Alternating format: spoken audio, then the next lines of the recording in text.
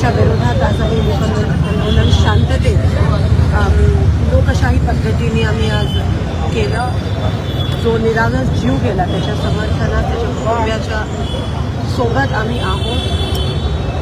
भारतीय जनता पक्षाची जी सत्तेसाठी भूक आहे त्यासाठी कोणत्याही पद्धतीत ते काहीही करू शकतात. विजय हासिल करण्यासाठी भाजपचा खरा चेहरा जो आहे तो आज सगळ्यांसमोर आला आहे. कारण का फक्त पैसा सत्ता नाही पण आता ते रक्तावर येऊन थांबले आणि या सोलापूरकरांना त्यांचा खरा चेहरा लोकांच्या सेवेसाठी त्यांना सत्ता नकोय पण जीव घेऊन सत्तेत येण्यासाठी भाजपचं कट कारस्थान पहिल्यापासून चालू आहे. आज तो खरा चेहरा त्यांचा एक्सपोज झालाय. दोन निरागस लोकांमध्ये कुटुंबांमध्ये भांडणं लावण्यात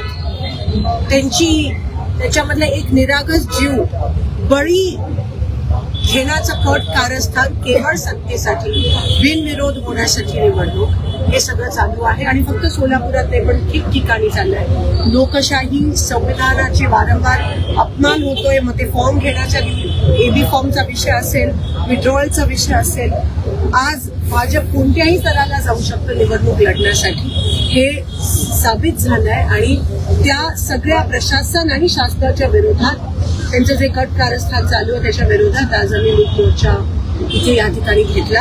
ह्याच्यानंतर पण आमची लोकशाही टिकवण्यासाठी, संविधान टिकवण्यासाठी आणि जनसेवा करण्यासाठी आमची जी लढाई आहे या राक्षसी भाजपाच्या विरोधात ती आम्ही चालू ठेवू.